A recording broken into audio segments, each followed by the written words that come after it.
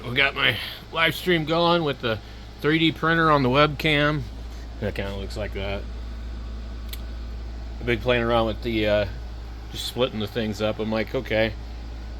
Now, when you stream horizontal, people don't really see your stream like they do if you're vertical. But the vertical, you can stack things up like a hamburger. It's kind of interesting, but what I do is I just divide them up like that. So this thing's playing. This is a repeater in Seattle, and it's got a Broadcastify live feed. I'm getting ready to print a little baby Mandalorian, and that will just actually I leave it almost just for myself to watch, so that I can see if something goes wrong with the print. Because I might be watching the live stream on my phone or something, but it's going to be this one here. So we can move it around.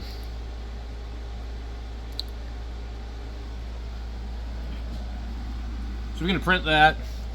I've got some old filament I need to use up. See, this is why. You see how many places this thing is broken right now? Holy moly.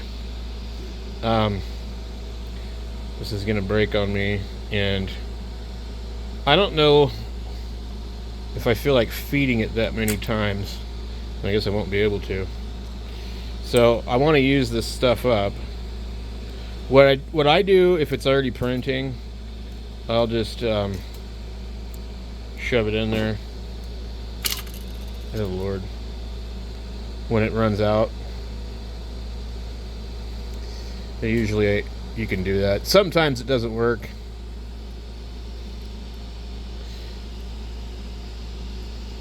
And the older the filament is, the worse it is, man. It's just how it is.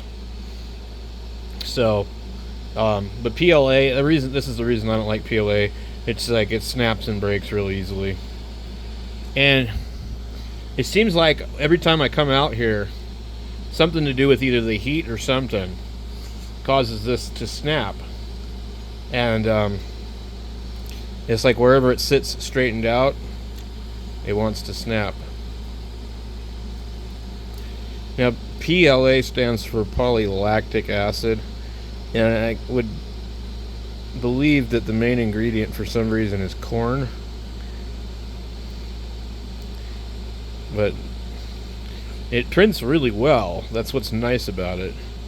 It's very forgiving. It's less susceptible to like heat curl and stuff like that. I think we're good. But yeah, I mean, so this roll came from my friend Dave, and it could be over 10 years old or maybe even older. I've been using this stuff too, which is not great. This is the Sonic pad, and this is the Ender. Now, I'm not a fan of the Enders, other than like they're like a Volkswagen. Back in the day, you could get parts for them cheap.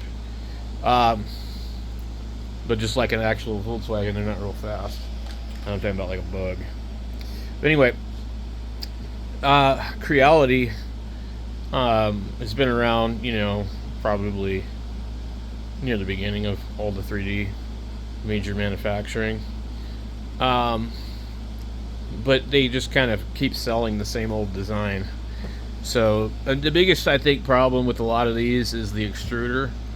This one has been converted to a direct drive. But like these kind here, you can tell by the gearing. If you feed it into this thing and you turn this thing, there's a planetary gear inside of here for the extruder on that.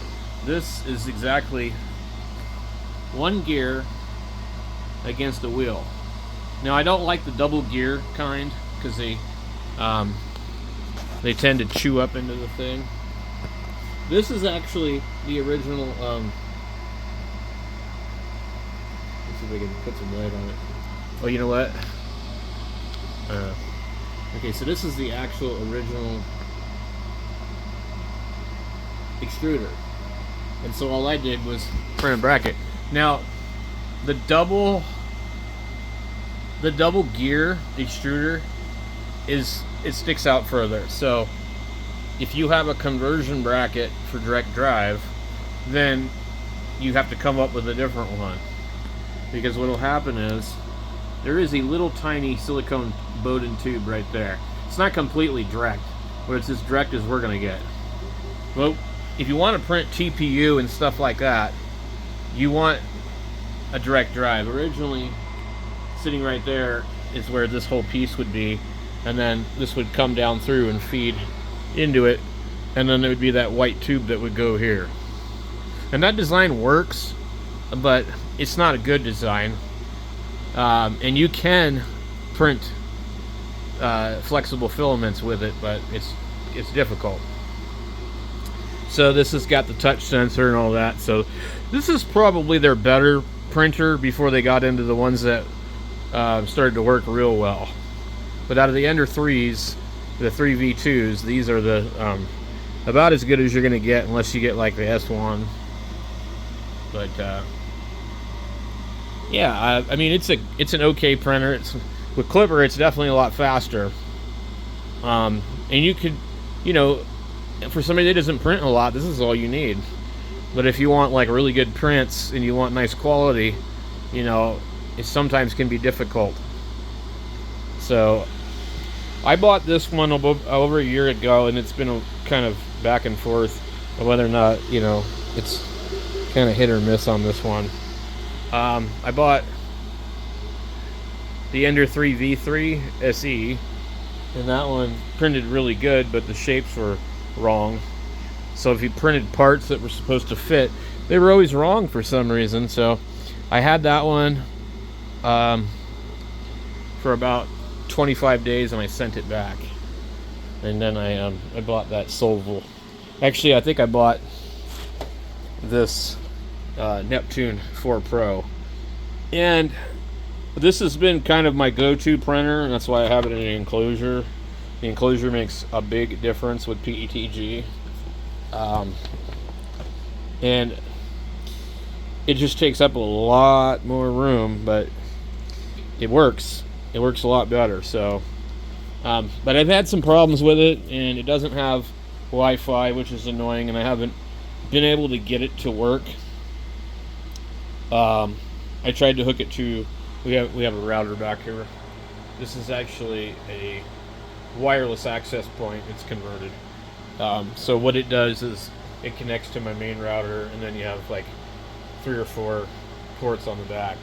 Well, I tried to do that, but it kind of, there's some kind of port forwarding thing that it doesn't work. So because I just want to pipe the printer into my network, it has the Ethernet port, it just doesn't have Wi-Fi.